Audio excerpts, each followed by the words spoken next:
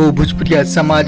जी हाँ, तो आज आप लोग के बीच भोजपुरी के power star Pawan Singh fans लोग खतरा नया ही सबसे बड़ा खुश खबरी के रिपोर्ट लेके आए बनी, क्योंकि नया सबसे सुपरहिट ब्लॉकबस्टर गाना से जुड़ल बड़ी रिपोर्ट। जी हाँ, पहल जब फैंसों के बीच लगातार धमाका हो रहा है, आज फिर एक नया धमाका भइल बा जो उनकी आप से के बीच कहल जाए। ये नया प्रोजेक्ट हिंदी और भोजपुरी म्यूजिक टीम के नया कोशिश रहा और नया कोशिश दर्शकों के बीच तहलका मचा दिल बा और ढेर सारा रिकॉर्ड बना दिल बा।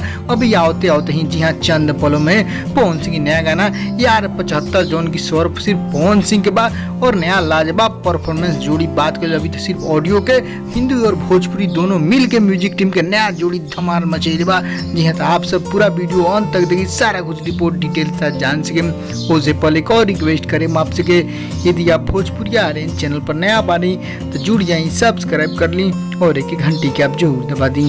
जी हाँ, तो चलिए अब दर्शक फैंस लोग बताए नया तरो ताज़ा रिपोर्ट बड़ी खबर जो उनकी फिर पहली बार कहल जाओ तो भोजपुरी एवं हिंदी म्यूजिक में नया कोशिश पवन सिंह के स्वर में आयल बा।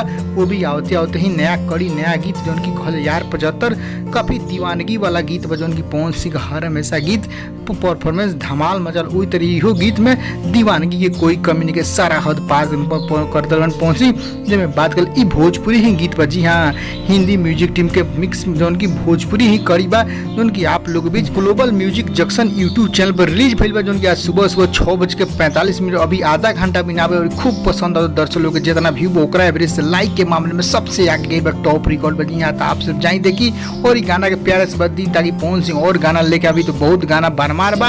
अभी बारी बारी अब गाना रिलीज हुई बोलबम सेशन बीतल बा। जी हाँ, तो आप लोग के बीच नया रिपोर्ट बताइए यदि गाना सुन ले तो कैसा लगे, नहीं सुन ले जाए global music junction YouTube channel पर सुनी और खबर का लाइक शेयर दबा के ज्यादा मात्रा में करिए। आप सब सारा फैंस जान लो।